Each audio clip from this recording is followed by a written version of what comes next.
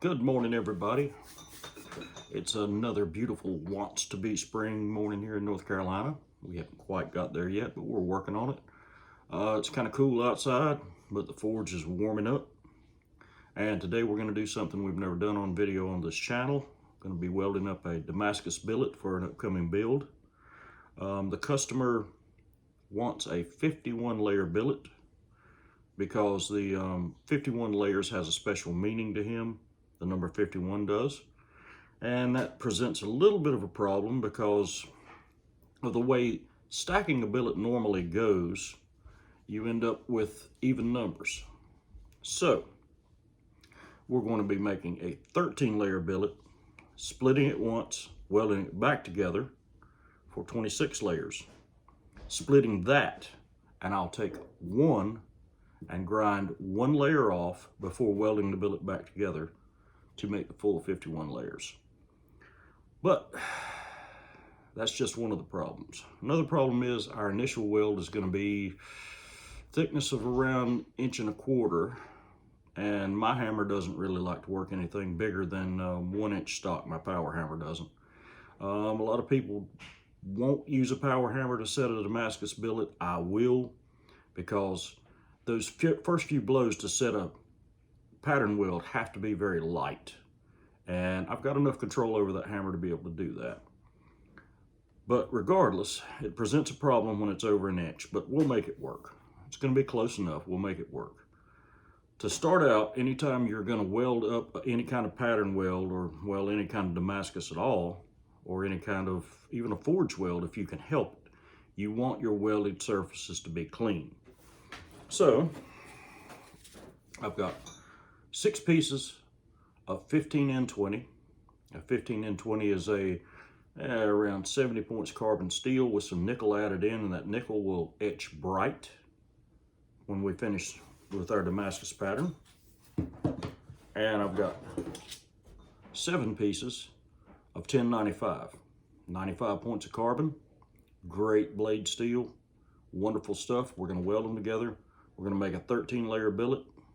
We're going to split it, and we're going to weld it back together to make a 26 layer billet. We're going to split it again.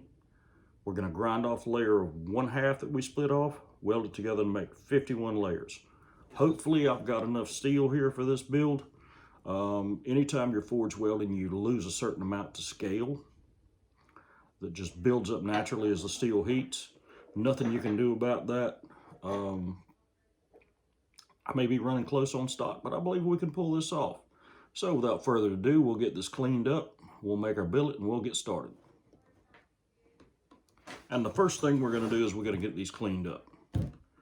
Anytime you're making a Damascus billet, your steel needs to be absolutely clean. Now I've already gone up to the grinder and I've flat ground these surfaces. So the surfaces are pretty clean, but I want to make sure I don't have any oil or grease on there. Some people will go as far as to wear nitrile gloves or rubber gloves when they're handling their steel after cleaning it up. Never found that to be that much of an issue for me, but it's something to keep in mind. And to clean it, I'm just using plain old acetone.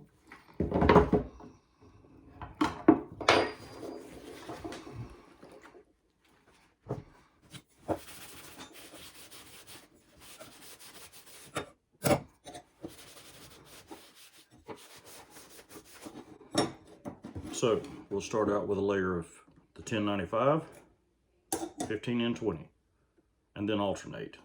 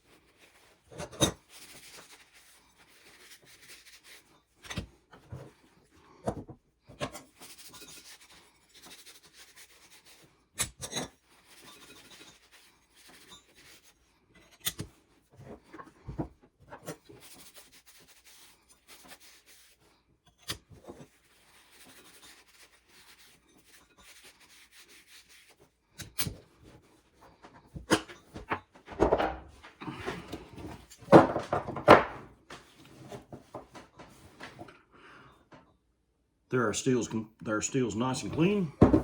We're going to even everything up and clamp it together.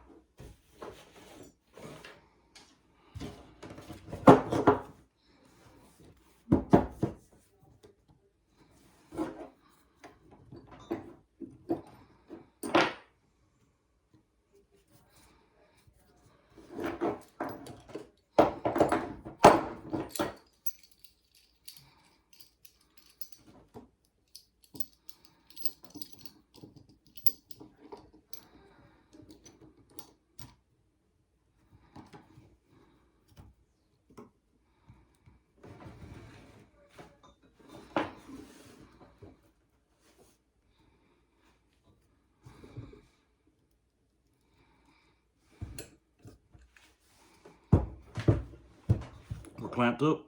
We're going to go up to the forge. I'm going to weld a few beads on here to hold the billet together in the fire, and I'll weld on a handle so I can work it easier without having to fool with tongs. Now, you don't have to do that. You can wire your billet together. You can use stainless steel hose clamps to hold your billet together because stainless steel will not stick to the carbon. There are more ways to skin a cat than one, but I've got the welder, so I'm going to use the welder. I'll see you at the forge. Okay, so we've got our billet welded up. Sorry for the background noise. I don't have a microphone yet. It's ordered, but it hasn't arrived. So we've got our billet welded up. We've got a handle welded on. We've got our fire nice and warm. The billet goes into the fire. And this is gonna take a while because it needs to warm up slowly so we get heat all the way to the center. And we'll come back when it's warm. Okay, our billet's nice and warm. I'm gonna flux it. And this is just borax. 20 mule team borax can be found usually in the laundry aisle of most department stores. Great laundry additive, but it also melts on the hot steel into almost like a glass coating that seals out the oxygen. And oxygen is the enemy of a good forge weld. I wanted that at a good red heat before I fluxed. It's fluxed. Now I'm going to bring it up to a very bright yellow. If I were forge welding a mild steel, I would want it almost to the point where it's starting to throw sparks at white hot. Higher carbon steels, forge weld at a little lower temperature, so a very bright yellow is what I want. And we'll go to the power hammer and set this weld, if all goes well. We're almost there.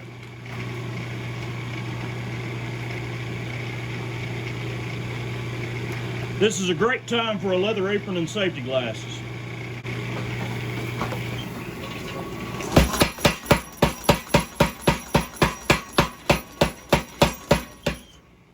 That's our first set.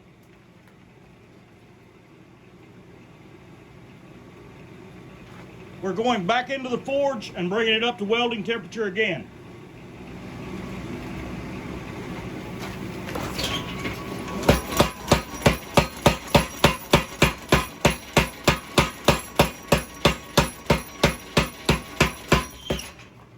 There's our second weld set.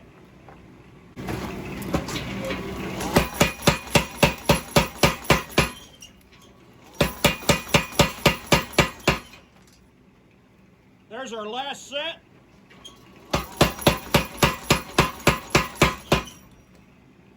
Feels pretty solid. The weld set good. I should be able to keep forging it out at a lower temperature.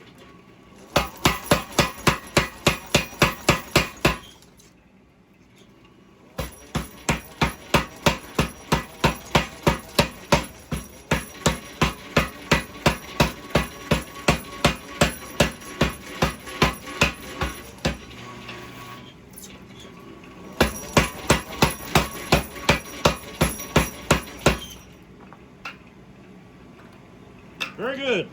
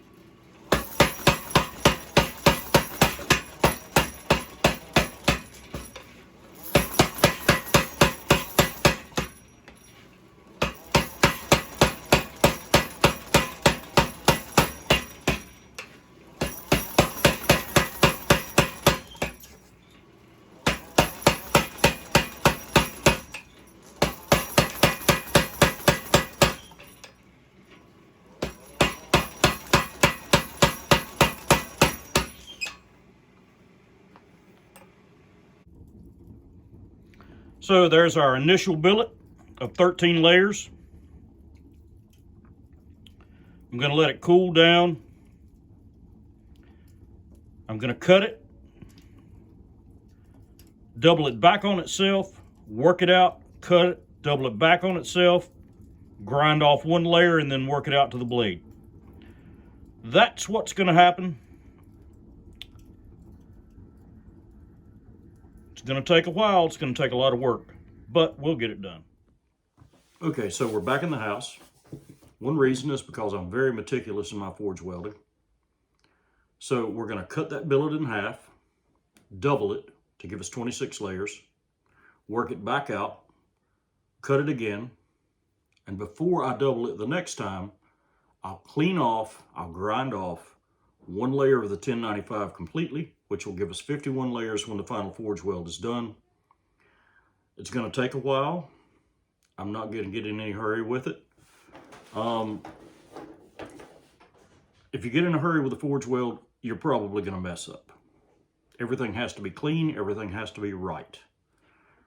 And I'm not going to show all those steps because, frankly, it'd be an extremely long video, or it'd be a bunch of jump cuts and clips that would be just aggravating. Well, it would aggravate me if I were watching it anyway. And I'm not going to make you watch anything that I wouldn't like to watch myself. So, well, except for my crappy camera work, and we do have some new equipment coming that'll hopefully help that. So, once it's welded back together, once I get it worked back out, I'm going to try to work it out to around a 1-inch square. I'll bring you back in a future video. We're going to do the twist, and then we're going to work on forging the blade. And I hope you enjoyed today. I know I only showed part of the process, but it's the initial steps, it's the setup steps that are so important no matter what you're doing.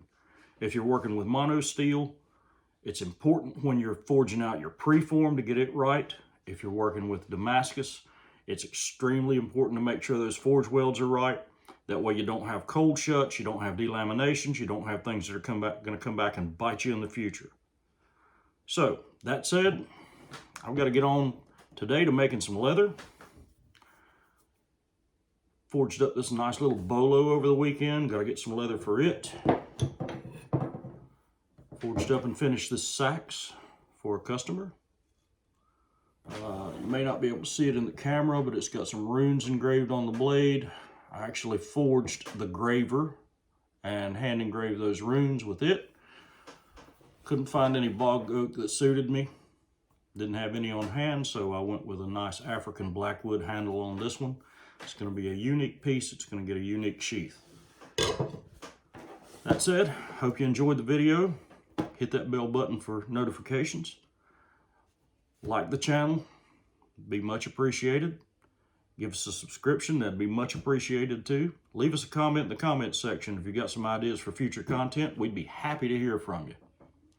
To everybody out there, have a blessed day. God bless.